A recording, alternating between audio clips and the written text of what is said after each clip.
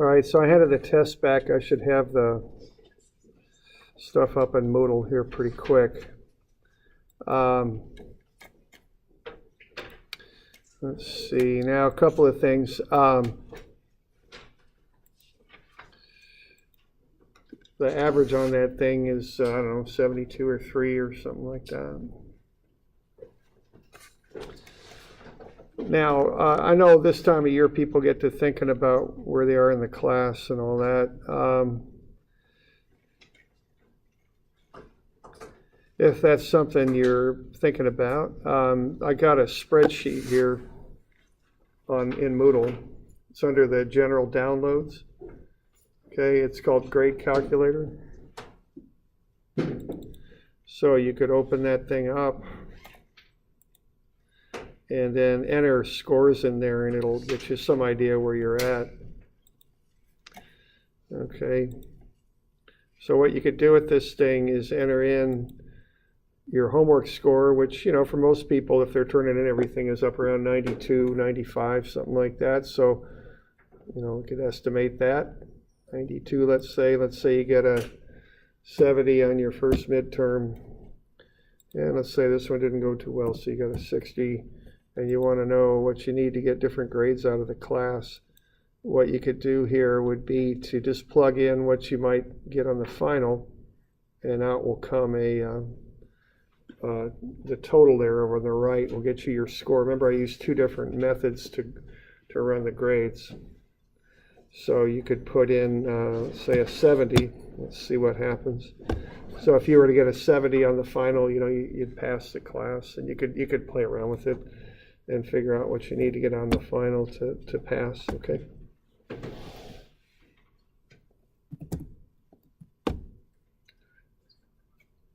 Okay. So you could, you know, you can download that if you're curious where you're at in the class. All right.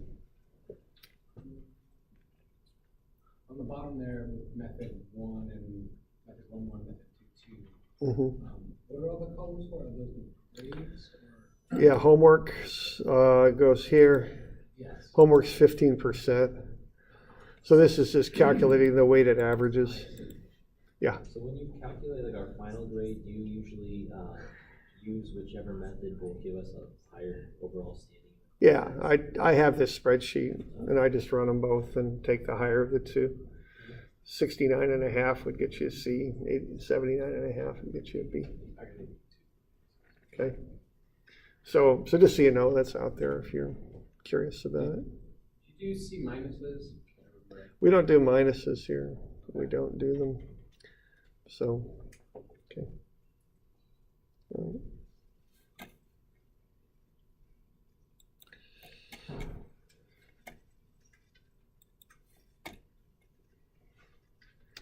All right, let's have a look at some of this homework. This is due with the final.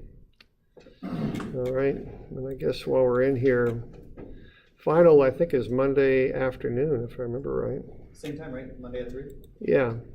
Now I'll have probably an evening section for the online students. The evening section might actually be Tuesday evening. I'm not sure. I'll confirm that. But that's kind of what I'm looking at. It might be a little later too, like at 7 or something. We'll have to see. But okay. So we're looking at our final there on Monday at 3. If you can't come to that, you know, if you're an online student or if you have some sort of conflicts at OSU or something, I'll probably have it Tuesday evening. Maybe I'll have to figure out when to have that. So I'll have to get that to figure out what time, okay?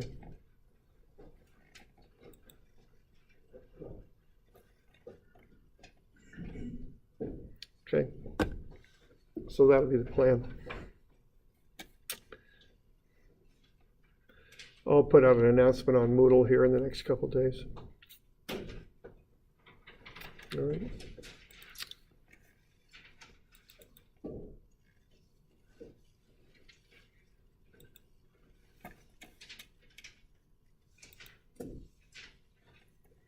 All right, let's look at 361.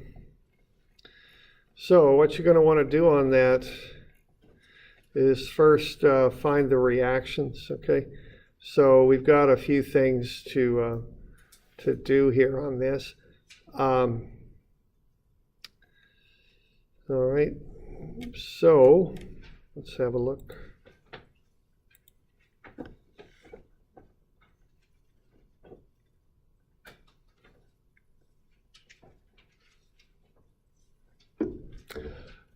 All right, so what we want to do here is find sigma, and that's MC over I. If we want to find and that's sigma max. Now sigma generally is MY over I. We'll get to the difference in that in a minute. Now we got 960 newtons per meter, but that's over a 6-meter span. Okay, so you can take 960 newtons per meter by 6 meters, and you can come up with the total load there. It's 5,760 newtons. Then you could take a moment about A. You get 5,760. In the middle is where that load would be applied, because for a rectangular distributed load like that, the load's applied at the centroid in the middle. So it'd be 5,760 times 3 meters. And then you could add 6 RC and get RC. It's 2,880 newtons. And then sum of Fy would be 0. That'd be RA up minus the total load, the 5,760, plus 2,880 on the right, and come up with RA. It's 2,880. So those are the two reactions.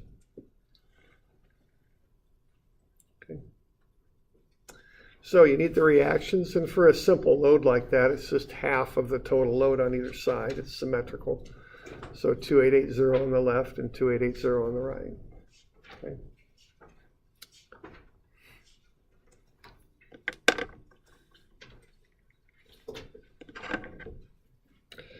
All right, so that'll get you the shear diagram. So you start at 0, go up 2,880, and then drop by an amount equal to the total distributed load there, which is 5,760. So that'll get you down to a negative 2,880. And then that reaction will take you back up to 0. Okay. And then you can find the area of those two triangles. 1/2 times the height of 2,880 times the base of 3, and they're 4,320 on either side. So you start at 0, go up by 4,320, then come back down by 4,320. So there's the moment diagram. The slope on the moment diagram starts out positive at the value of the shear, 2,880. The slope at the top is equal to the value of shear, and it's 0, so it flattens out. That's the maximum. And then the slope on the other side is minus 2,880. So you get that concave down shape. Okay. So the maximum moment then, you can pick off the top of that diagram. It's 4,320 Newton meters.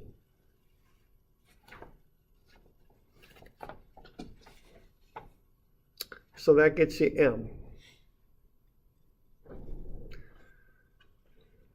Okay, I is BH cubed over 12 for that rectangular beam.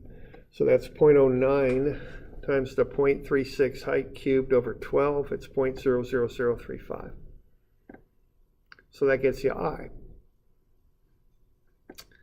Okay, so the maximum bending stress will occur right there in the middle at point B. And it's going to be caused by a moment of 4,320 Newton meters. So we doing all right with that? Do we got any questions on that?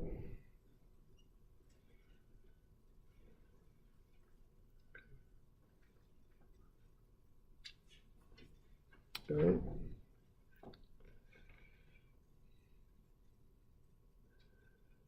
All right. Now that gets you two of the three things. The other thing you need are the distances. Those are signified by y.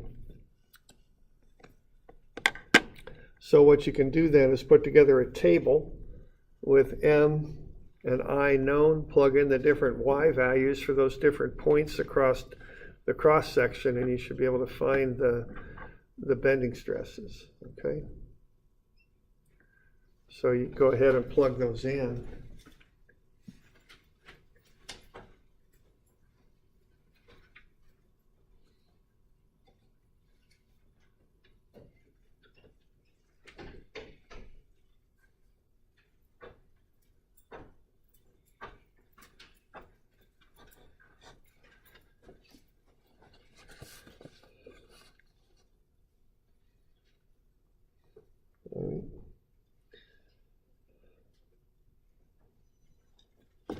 So I just calculate my over I for each of those locations, 1, 2, 3, 4, and 5.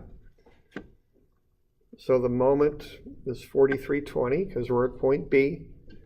I is 0.000350 for every case. And then I just take the distance from the neutral axis to each one of those points. The neutral axis just runs right down the middle of the beam. So that first one's 0.18.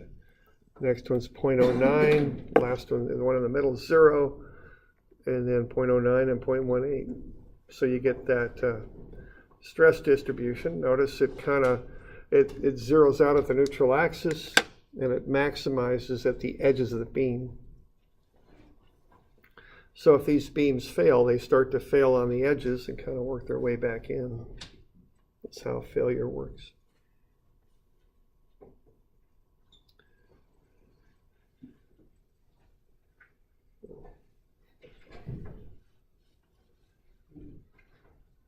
Okay.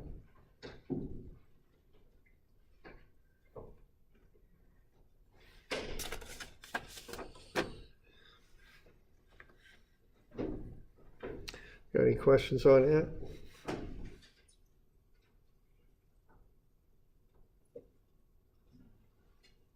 Okay. Doing all right?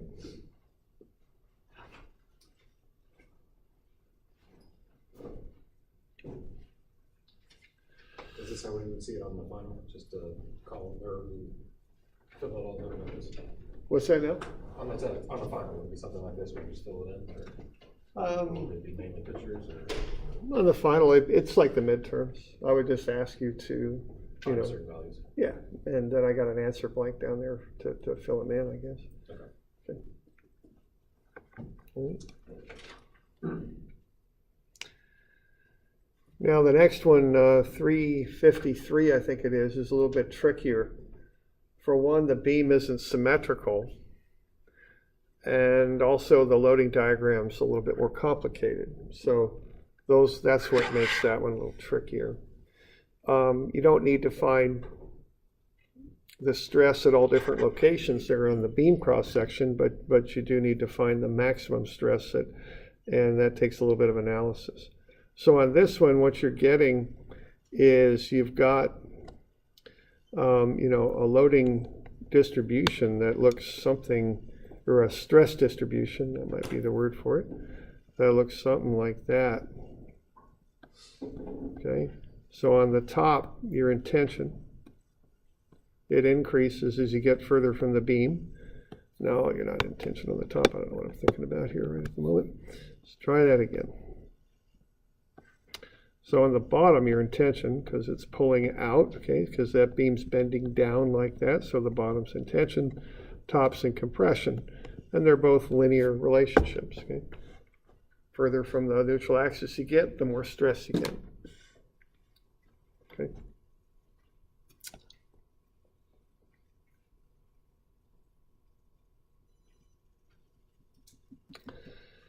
Okay, now the next one's got this overhang. So you got to do a little bit more in those reactions. So sum of MA is 2,000 by 3 feet. That's negative because it's clockwise. Plus 6 times RC minus 8,000 times 3 and 3 makes 9.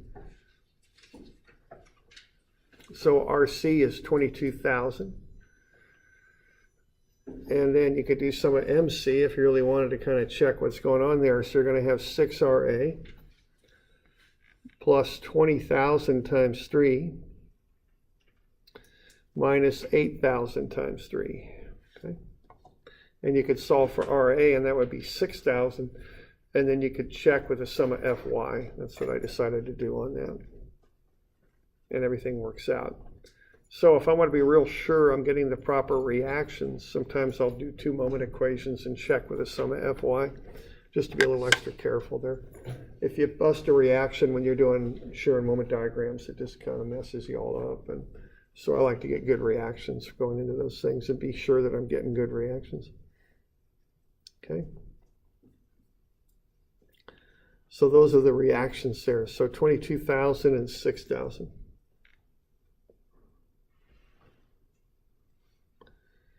So we doing all right with that?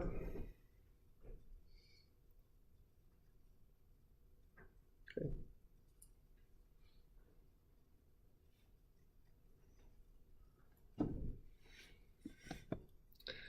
All right, so we start with that. Now you're going to run MC over I.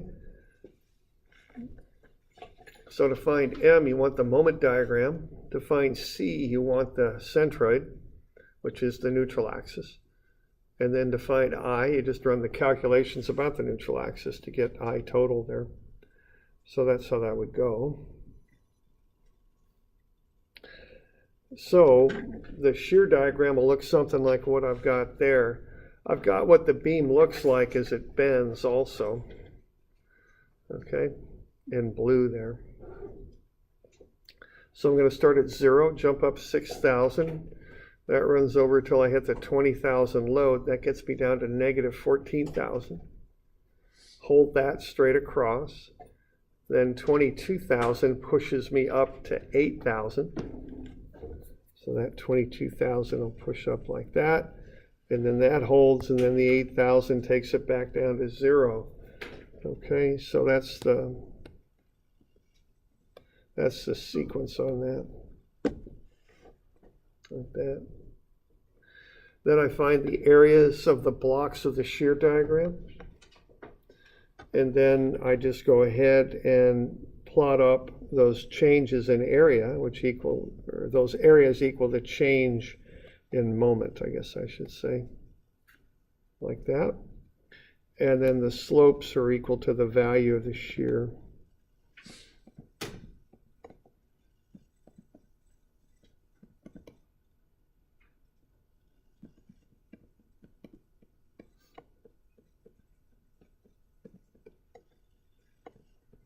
Like so. And then I get the different values of moment. So I go from 0 up to 18,000 on account of this area. Then I drop by 42,000, so that gets me down to negative 24,000. And then I go up by 24,000 up to 0. Okay. So I get to that moment diagram.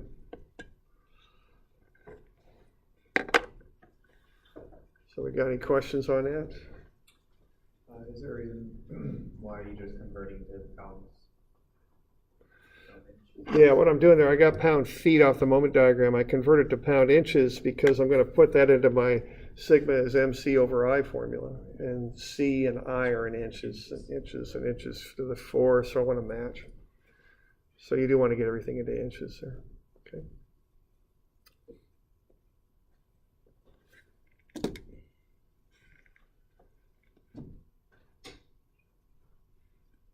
All right. So that gets you your maximum moments. So notice there's 2 of them, 216,000 positive and negative 288,000. Okay. The next thing you want to do are the beam shape properties there. So you find the total area, which is 30 inches squared, and then take the area of each of the pieces times their distance from the base.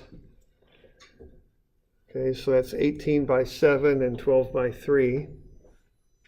So that's AY bar. And that'll get you 126 and 36. Add them up, you get 162. Take that and divide it by the area, and you get the centroid. It's 5.4. okay? So the centroid is 5.4 from the bottom up. So 5.4 inches down, that's C to the bottom. And then C top is what? 8 minus 5.4, which ought to be 2.6. I guess I'll put it here. It's 2.6, that's C top. Okay, so those are the location, that's the distances from the neutral axis to the edges of the beam, top and bottom. They're different because this beam isn't symmetrical, you know.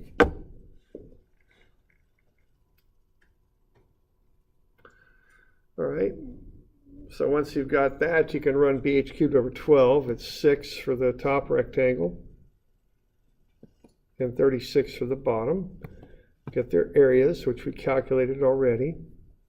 The distances are the distances from the centroid of each piece, the top flange and the bottom web or stem or whatever you want to call it. So 1.6 and 2.4. Take the area times that distance squared, and you get AD squared. Then you add that to your original moment of inertia, 6 and 36. And you get the total. Then you add the totals up for each piece and get the total for the beam. It's 157.2.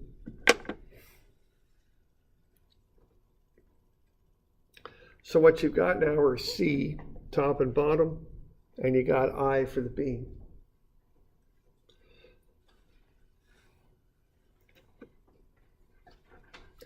So what you can do now is you can combine all that and get the maximum stress in the beam.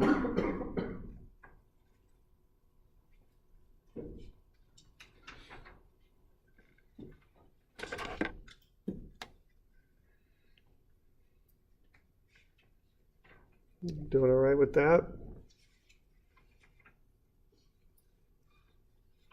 Okay.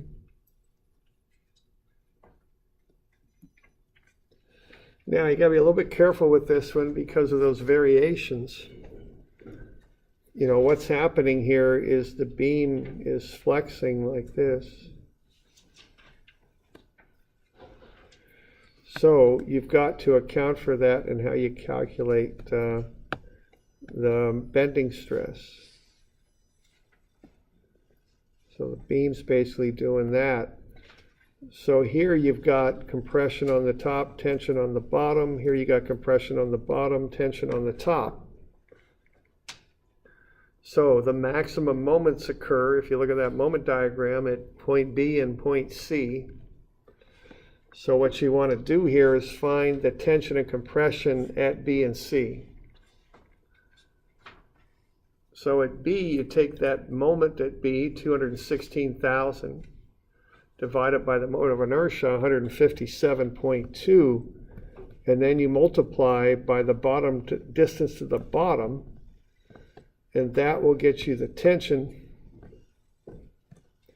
and then the distance to the top will get you the compression at B.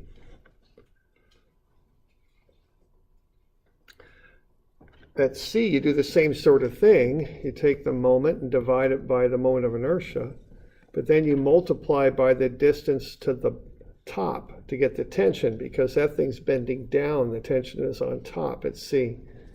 And then you multiply it by the distance to the bottom to get the compression. Okay? So that's how that works. So you just want to be sure that you're using the proper distance. And you want to check both B and C, because you've got a positive moment maximum at B and a negative moment maximum at C. And you want to check both of those. Okay? So rather than doing any sort of fancy analysis, I just calculate all four values, and then I'll pick the biggest tension, which is 7420, and then I'll pick the biggest compression, which is 9893. And those are the design values there.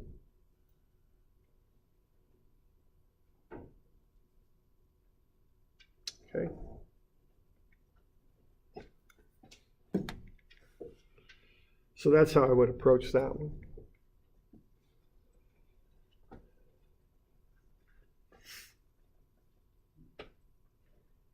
Okay.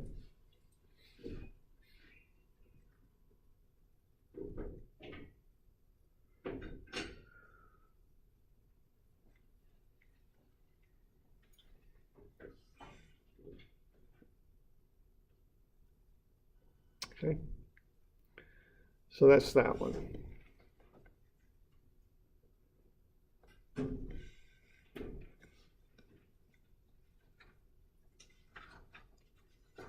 Okay, now the shear stress ones are very similar, the both of them. What you want to do on that is get a shear diagram going.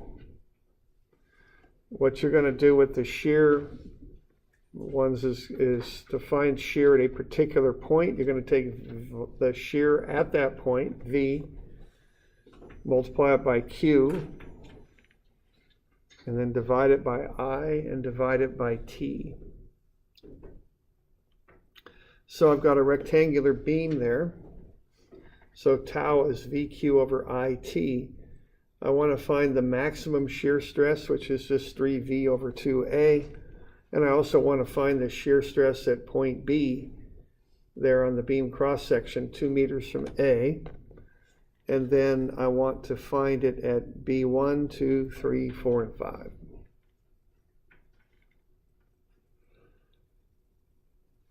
So what I want to do there first is find the reactions. I want to get a shear diagram, and I'll use the shear diagram to find the V. Okay. So I'm taking a moment about A, 800 newtons per meter times 6 meters times 3 meters over. Half of 6 is 3. That's negative because it's clockwise.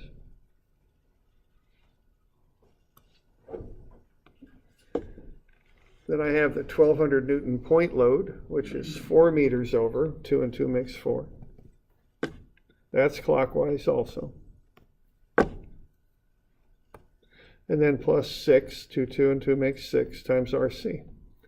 So RC is 3200 newtons.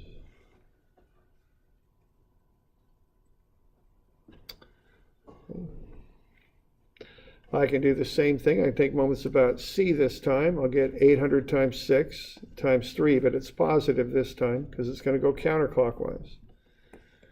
1200 is 2 meters from C. That's positive also. And then the 6 times RA is negative because it's clockwise. So RA will be 2800. And then I go sum of Fy is 0, 2800 minus 800 times 6 minus 1200 plus 3200 zeros out. So that checks. That's good. So I got RA at 2800 and RC at 3200.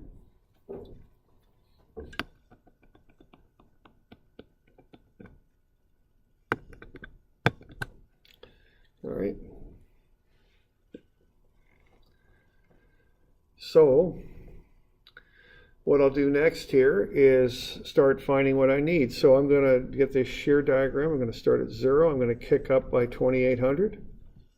Then I'll drop by an amount equal to the area of this piece right here. I want to find that area to the left of the load. So it's 800 negative because it's down times 4 meters. It's negative 3200. So that gets me at 2800 minus 3200, okay, and that'll get me down to negative 400. Then what happens next is I drop by 1200 on account of the load. That gets me down to negative 1600. Then I drop by another 1600 to get down to negative 3200. And then that reaction pushes me back up to 0. Okay? So that's how that goes.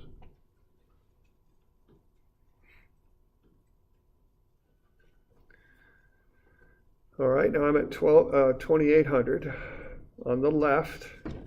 What I want to know, I want to find the shear at B. I'm dropping by 800 newtons per meter over 2 meter distance. That gets me from the point on the left to B. So 2800 minus 800 times 2 is 1200. So that's the shear at B. Okay, 1200.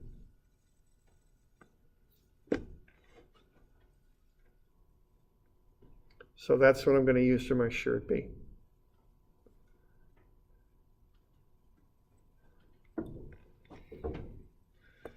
Now my absolute maximum shear there is 3200. That's the biggest numerical shear I've got, so I'll kind of get that written down too. All right. So what I've done there is I've got the reactions and then I draw up a shear diagram. My intent there is to get the shear. Okay.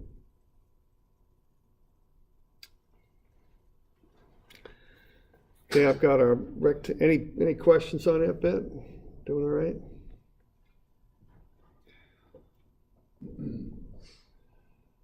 So what I accomplished there is I found the shear at B, and I also found the maximum shear. Okay.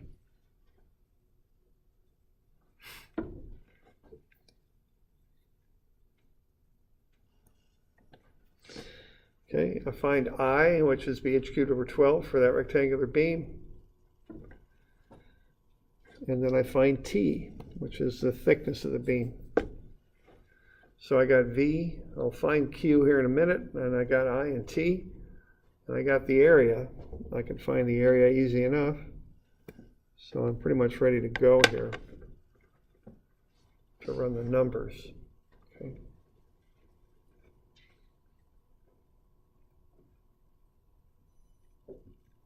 Okay. So what I'm doing now, I'm going to find Q for each section of the beam. I want to find those 5 shears at 1, 2, 3, 4, and 5, point B, and then at those locations on the cross section, 1, 2, 3, 4, and 5. So I could run this copy off, so I did.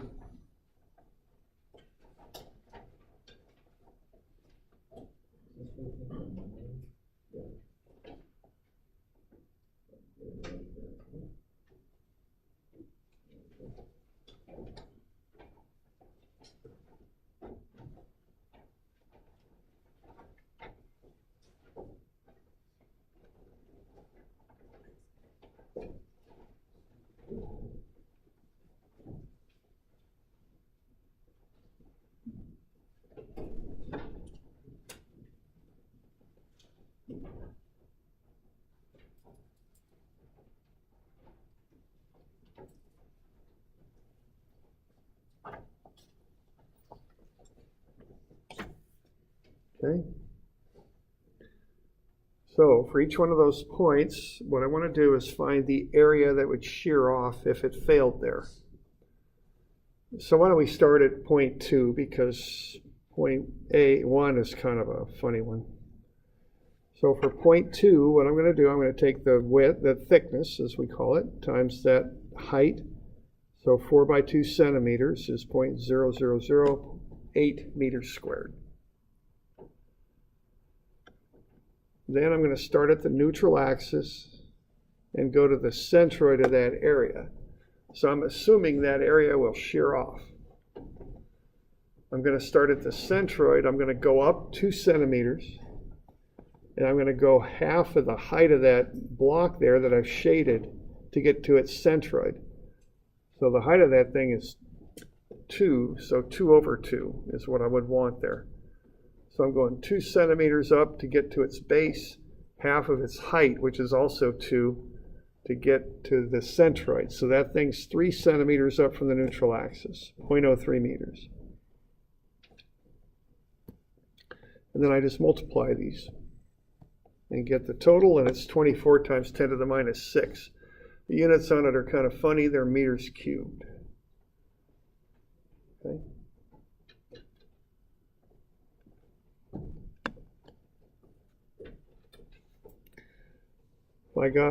If I'm going to look at point 3, that entire area up above 0.3 would shear off if it failed. That's what I look at for my area.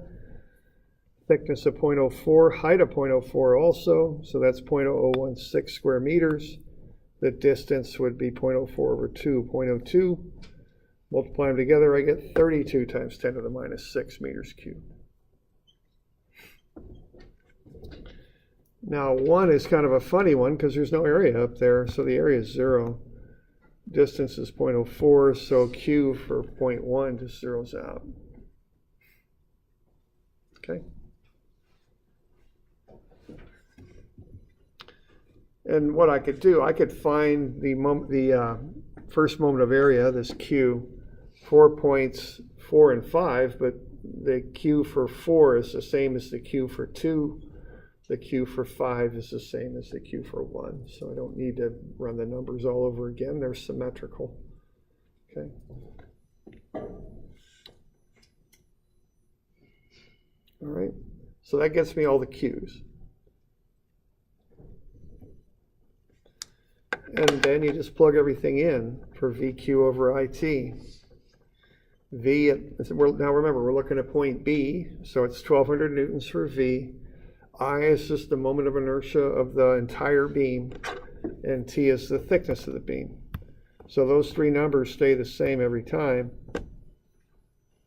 And then you just plug in the different Q values and get the shear. So what you get for this is you get kind of a distribution. Shear's 0 at the edges, and then it maximizes at the neutral axis. So the shear's distribution looks like that, okay, as you go along the depth of the beam.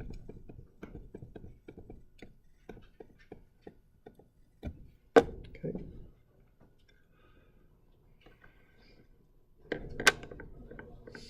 So the moment and the shear are kind of opposites of each other. Shear maximizes at the neutral axis and is 0 at the edges of the beam. Moment's the other way around. It's 0 at the neutral axis and maximum at the edges of the beam. Okay. All right.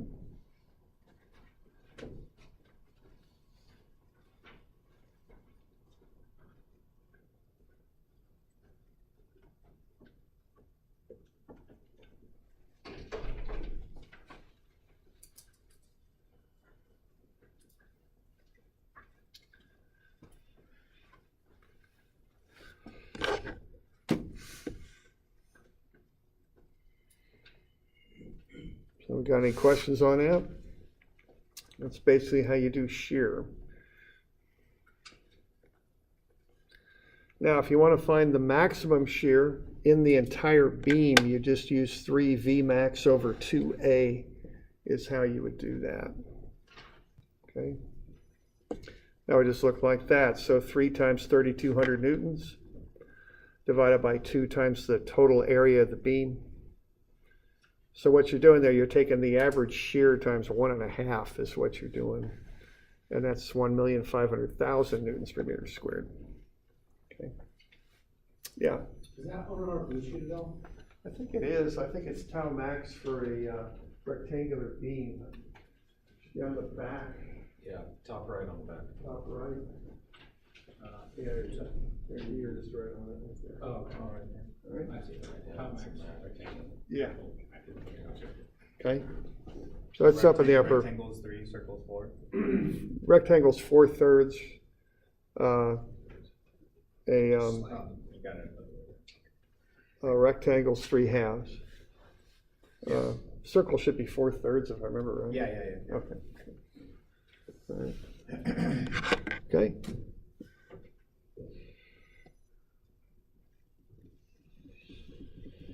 Okay, and then we also got that shear flow problem there. We've got a little I-beam that we made here. Find the force in each screw.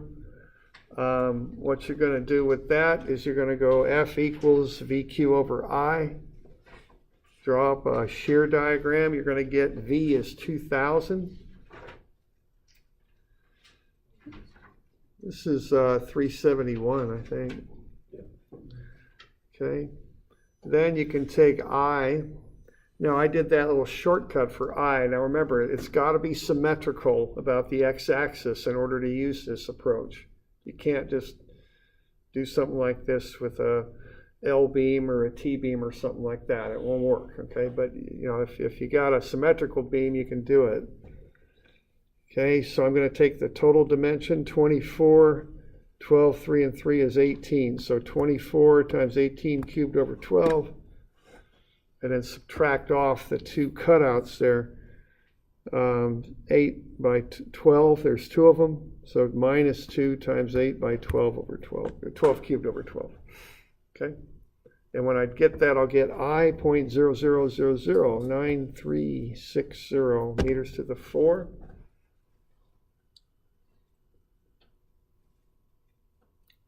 Okay, so there's I. So I got V, I got Q. Excuse me, I got V and I need Q.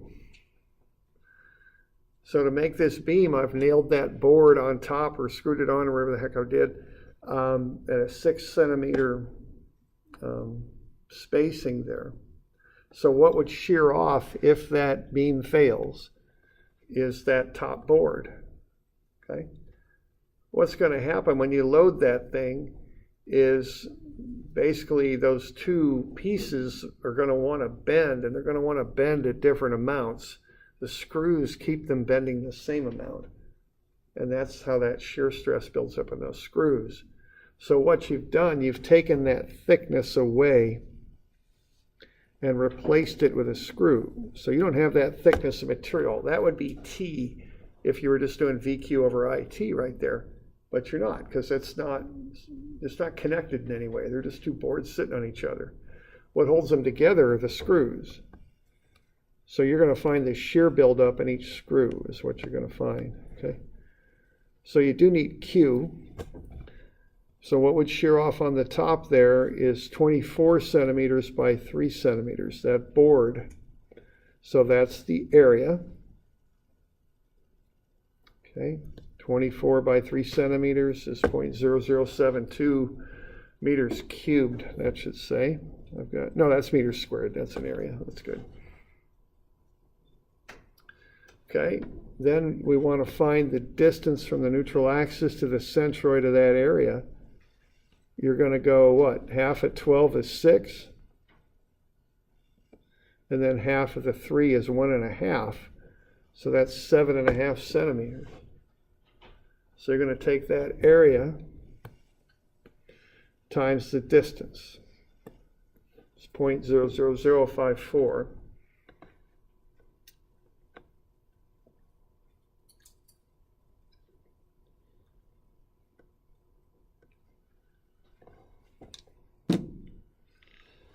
All right. We good with that?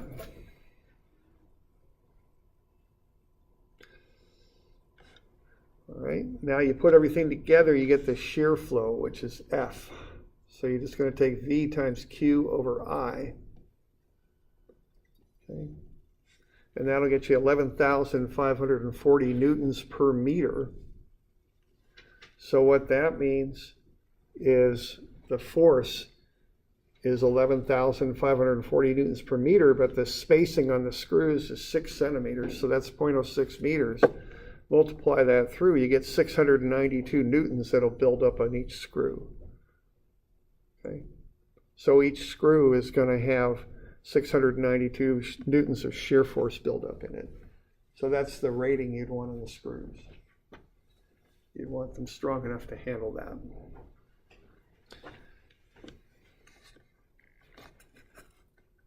Okay.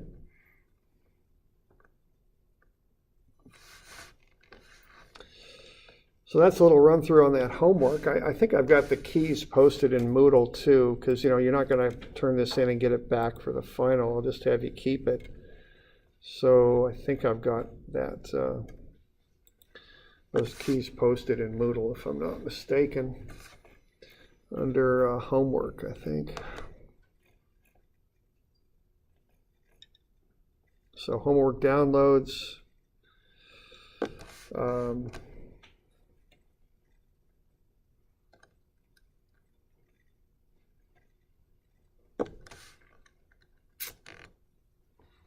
Yeah, there's homework solutions. Torsion handout. There we go. That looks like I'm right in there. 371 I didn't post, but the others I did. Okay. So, did you attend these last time? Yeah, I think I did a class. I signed over a couple of periods. When we did the bending stress, then we did the shear. And they're due when we do the final. And this could be on the final, this stuff.